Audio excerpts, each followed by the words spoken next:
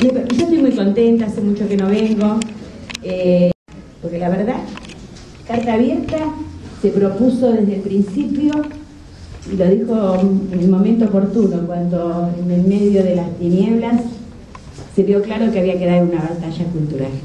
Batalla cultural que está ganando el pueblo. Esto es lo que hoy está más claro que nunca. Es un proceso, esa batalla cultural. La batalla cultural, que fue un eje para nosotros decisivo, porque veíamos que era más fácil recuperar la economía, todo un montón de cosas, pero que había una destrucción cultural de paradigmas que hoy varios compañeros lo han planteado en distintos aspectos. Vimos que ese era el eje. Y bueno, después entramos en distintos tipos de discusiones. ¿Cuándo es el destino? ¿Para dónde va Carta Abierta? Hay uno que es fundamental, que es el que nos dio origen, o que por lo menos nos encontró, que era que teníamos que hacer fuertemente la batalla cultural, acompañarla, plantearla en todo el territorio nacional. Y hoy la batalla cultural, el pueblo la está ganando y nosotros somos parte de eso, porque no es cierto las cosas que quieren transmitir los medios. Esto es lo que me parece, los aplausos y las ganas o la alegría y la mentira del miedo. ¿Quién tiene miedo? Quieren generar el miedo. Los mismos que salieron a caceriolar, como decíamos con el compañero recién, están sentados después cenando en los mismos barrios, sin ningún miedo, yéndose hay una nueva intención de desestabilización del gobierno. Esto es lo que hay. Entonces no es un problema de modos. Es cierto, vamos a decir 20.000 veces que a lo mejor hay que explicar más, pero solamente los funcionarios tienen que explicar más. No es casi una militancia nuestra de explicar más a todo el mundo, en el barrio, en el almacén, en la escuela, en la fábrica, en donde sea. O nosotros nos da vergüenza decir que somos kirchneristas. Digo, porque a veces parece que hay que aclarar que no lo somos para hacer progres, para ver cómo nos ponemos, para ver qué es lo que le podemos sacar. Y cuando hay batallas de este tipo, no me parece oportuno hacer eso. Simplemente, porque hay otras que lo cubren como si fuesen batallas que no son así.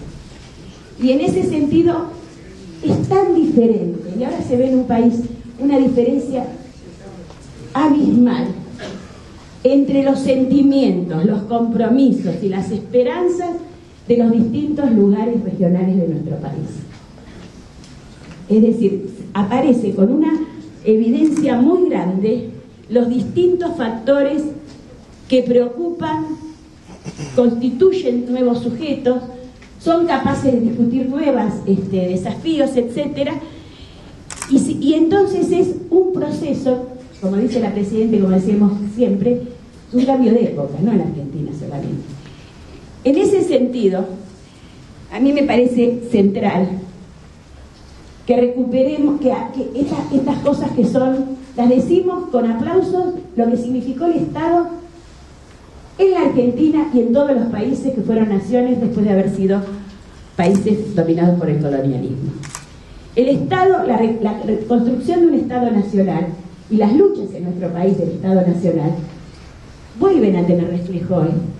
A nosotros nos ganaron la generación del 80, las 4 familias que se quedaron con la Argentina. Hoy vuelve a discutirse lo mismo cuando discutimos el poder, la propiedad de la tierra, etc. En otro tiempo, en otro contexto, y lo podemos volver a retomar y plantearnos una constitución que el golpe de Estado nos saca como el derecho social a la propiedad de la tierra, porque están las condiciones. Las ideas estuvieron, creo yo, ¿cómo se llama eso que se pone? En salmuera. Durante mucho tiempo las tuvimos en salmuera.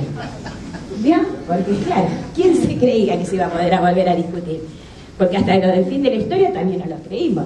Así como muchos de nosotros, a mí me llevó mi papá, que era anarquista, miren ustedes las contradicciones del campo popular del 55, con una banderita. Y acá hay muchos seguros, muchos compañeros, porque los conocemos de nuestras historias políticas, ideológicas, que estuvieron de acuerdo en derogar la Constitución del 55. ¿Cuándo se empezó a hablar, perdón, del 49, del 55, en nombre de la democracia? ¿O no? Entonces, todas estas cosas pasaron. Ahora, volver a retomar esto incluye también la historia del movimiento obrero de la clase obrera argentina en nuestro país. Que nosotros no podemos ponernos una venda creyendo que el problema es la disputa entre los gordos y Moyano y los flacos. El problema es que hay que cambiar el modelo sindical, pero la concepción, y que no hay que hacerlo en la coyuntura, pensando en la coyuntura, sino también recuperando la historia de nuestro movimiento obrero. Yo escuché varios de estos compañeros hablar en medios, de unos y otros. Realmente es una cosa absolutamente superficial, brutalmente desconocedora de lo que significa la trayectoria, porque si me hablan del programa de Huerta Grande, la falda y demás, y no dicen cuándo, quiénes eran esos dirigentes, como Amado Olmos, que nunca, siendo diputado de la Nación, cobró la jubilación como diputado, y yo tuve a la mujer llorando que no tenía para vivir porque dijo que un obrero eso no lo podía hacer. Ese era el dirigente sindical de la CGT de los argentinos en el momento que se constituía. Pero estaba el peronismo prohibido. Tuvieron que hacerlo esos programas al margen de la CGT bandolista. Entonces la historia de nuestro país no es un problema solo del movimiento obrero, de dirigentes que hoy han quedado después de todo lo que pasó.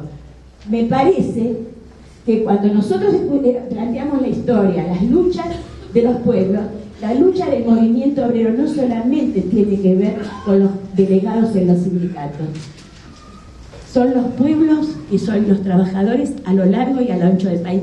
Yo preferiría, y ustedes también, que no nos salga un forúnculo por este lado, pero por la estabilidad del gobierno, no porque creamos que en serio ahí se está dando una disputa de fondo.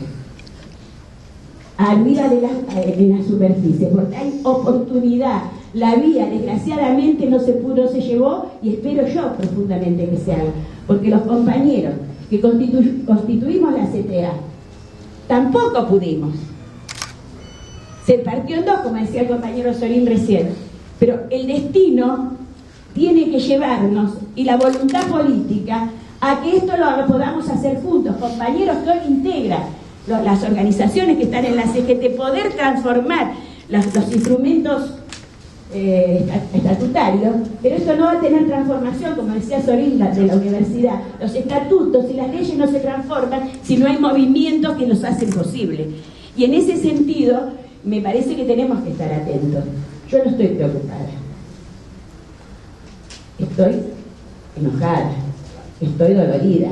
¿Saben por qué? Por muchas cosas. Acá van muchos compañeros a distintas provincias. Nos encontramos en distintos encuentros. Acá está Alejandro Rosman, que es un compañero que es responsable, junto con tantos otros, de los miles y miles de compañeros que están haciendo hoy todo lo que son los emprendimientos económicos familiares y de la economía social, a lo largo y al ancho del país. El 31 estuvo en La Matanza, en la Universidad de La Matanza. Cosas que antes nunca se me hubiesen ocurrido que iban a pasar, convocados por el Partido Justicialista de La Matanza, el Chivo Rossi, la diputada, la presidenta de la Comisión de Energía, con diputados de La Matanza, como el compañero de la UOC que está en Nación. 1.700 personas, 1.700 entran en el lugar, no entraban todos. Con pibes, jóvenes, con sus hijos, escuchando no una clase, una construcción política colectiva se está planteando ahí. Eso es lo que está pasando. Y el chico explicó economía, todas las cosas muy difíciles de entender, en un lenguaje claro, concreto y acompañado por la masa de la matanza de los que algunos hablan del conurbano, que son llevados de la nariz. Estas cosas y este cambio cultural que está pasando. Los 5 ministerios de la Nación empiezan desde esta semana en todas las villas de la capital federal un trabajo dentro de las villas. ¿En qué consiste?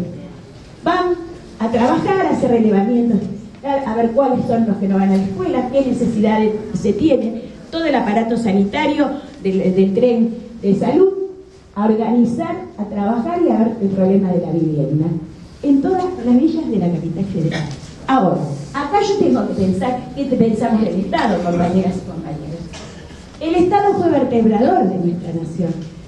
En los años 70, no, antes, fue muy terrible todo lo que pasó, pero no podía pasar de otra manera, no fue terrible, fue lógico. Estábamos peleando, algunos creíamos hasta éramos redundantes, estábamos peleando por el socialismo. En realidad estábamos peleando, y fue tan brutal, por el destino del capitalismo en nuestro país y en el mundo. Por eso fue lo que pasó. Todo lo que pasó lo entendimos de distintas maneras. En el 80, ¿qué nos pasó? Se legalizó dándole, tanto al genocidio, ¿cómo se dice cuando alguien es culpable? Indultó, gracias compañeros.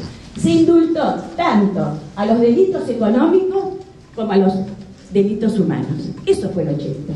Y el 90 terminó con el Estado, pero que lo querían terminar desde hace mucho tiempo.